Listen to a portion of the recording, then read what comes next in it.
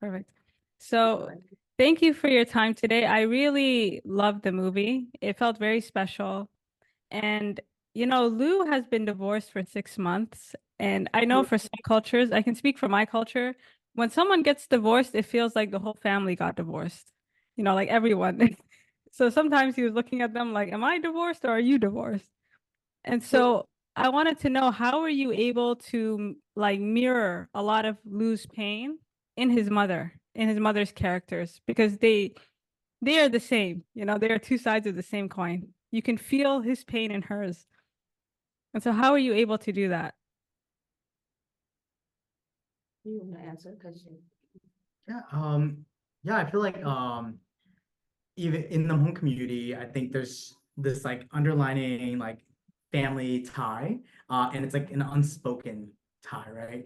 And I feel like when Lou's going through something, obviously like what you stated, the family feels it, and in this case, it is Song. Song felt that, and I think Song's just she's there and she's trying to pick up the pieces and trying to like basically put them back together, right? But yeah. Well, one of the things that was not spoken in the movie, which is traditionally a Hmong culture, if you're born in Hmong culture, you just know it. So during Song's period of time when a husband passed away, it is traditionally they will force the widow to marry either the younger brother or another clan member because she has a son. So to keep the son in the family, they will force her to marry a family. So that was one of the things that Song had to face when she had to refuse that and to remain single. And so because of her ability and her strength to do that, then she's kind of like ostracized from the family and from family and culture. So she had to fight to live. So that's probably when you see a lot of the mirror of her and her son who went through a divorce. And at the same time, everybody's talking about him too.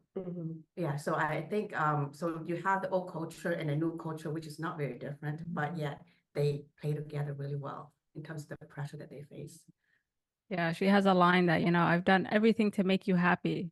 And and on one hand, she empathizes with him. On the other hand, she's frustrated because she doesn't want him to be shamed as well.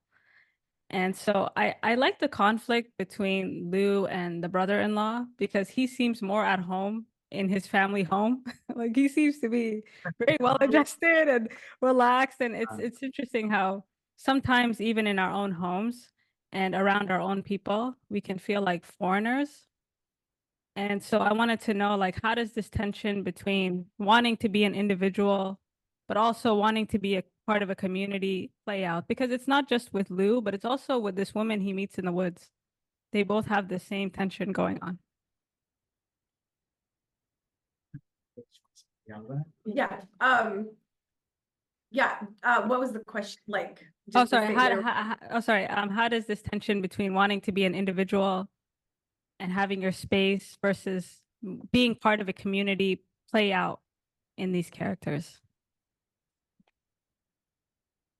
I mean that's interesting because with my character, who is an indigenous woman character, and I really I don't know, in the grand scheme of thing of like community, like I love that they brought in an indigenous woman into this film, because the movie is filmed in my ancestral homeland and in the Bitterroot. So yeah, so I am Bitterroot Salish. And so they filmed it in the Bitterroot. And so what was really interesting is having those dynamics and you can see it in the film, like once you're clued into it, that there is that cultural dynamic and almost like the blend of cultures of how indigenous people and Hmong people practice similar ways that we pray, that we give offerings when we go and gather fruits and our berries in our roots. So yeah, I'm not sure if that was all Yeah, the yeah, answer, yeah, no, it is. but I'm just thinking community. I'm thinking about the character. I'm thinking about Lou and Eddie and this connection, and yeah, and it was just it was a beautiful connection that they were able to put on screen. Yeah, because we don't know exactly what's going on with her. It's not as clear. But you feel that it's kind of similar or because she's like, I'd rather stay in the woods and risk the fires than go, deal with Right. all these people over here. And Yeah. so it felt like they were looking into a mirror at times. Like they finally found somebody that got it. Yeah. And you know, at the end, like he was able to connect with your character, you know, and sometimes you do need to wander the forest alone to find yourself. It's a necessary must. So I want to know, where do you go when you feel like lost and you need to find yourself again? Like where's your Hmm. May I answer that? Yeah. Yes. According to the movie tradition, we pray a lot to our ancestors. You will see a scene where Song was praying to her husband because she's at her wit's end. She's done everything she could for this person that she put her life, you know, all her life into. And so when she ran out of, you know, wit's end, then she prayed to her husband to come and help. So this is where we seek solitude. This is where we seek comfort. It's and Hmong, we practice, and the way we practice is that we take responsibility for what we do, but then when we pray to our ancestors, and that's kind of how she sought her comfort. Hmm. And how about you, April?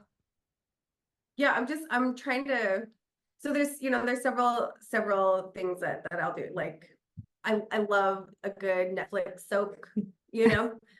I love films, I love, like screens. And then I'd say like on the cultural side, like we have ceremonies, the same kind of thing where it's like, where we're able to pray and center and it's kind of, like with our songs and our, meditation type, it's kind of like a meditative state that you kind of get to. And so I run, I go to the gym. So those are ways that I can kind of recenter myself and yeah. Yeah, I think for me, it's family and friends. I think that's who I go to when I like, even when I need someone, even when I feel like I need to be by myself, I always find myself with other people. Whether that's through text or phone calls or like physical like hangouts.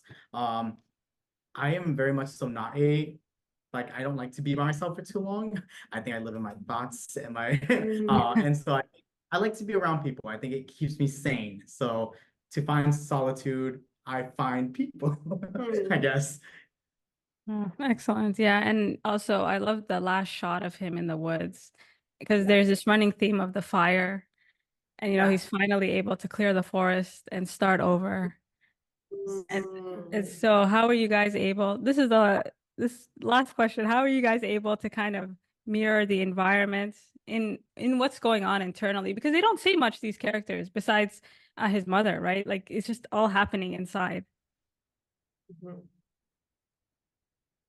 It was being a mom, it was easy for me to mirror in terms of my character, playing Song the mom. Now, if you go to Missoula and you go to the farmer's market, that's the first place that Vera, our director, she took us to was the farmer's market. And when you walk into the farmer's market, I would say that if not every stall, it's every other stall is Hmong. You see Hmong vegetable, Hmong flowers, we even have Hmong food there. And so, you know, you were able to mirror that into our community. And so as it turns out, Song also sells vegetable at the farmer's market. So it was very comforting for me. And pretty much most of the time, I pretty much just played myself in that. It wasn't hard at all. I wasn't even acting at times because you know, you go there and the community, they welcome us with open arms. They even cook food for us on the set, you know. So that I found that to be like right at home with the Missoula community, and we're just so grateful for that kind of welcome. And then I think as the producer, but most importantly the production designer, the reset for me in the film was if you guys notice the scene where I don't want to give too much away, but there's a scene in the film where there's no longer a photo on the wall. Yes. And you just have to watch it, right? So this is for anyone who has not seen Bitterroot yet, but there's a moment where there's a reset for Lou. And you know, I got to play a big part of it because I was a production designer. Of course, my entire team, we got to like take that into our own hands and we got to like reset this character for ourselves as the art department. And I think that was very impactful for me as the production designer on Bitterroots. Mhm. Yeah, it was really a beautiful movie, and I thank you all for your time today. You look lovely. You guys look ready to party. I hope you have a ball and enjoy the festival. Yeah, thank you so much. Thank you. Yeah. Nice to meet you.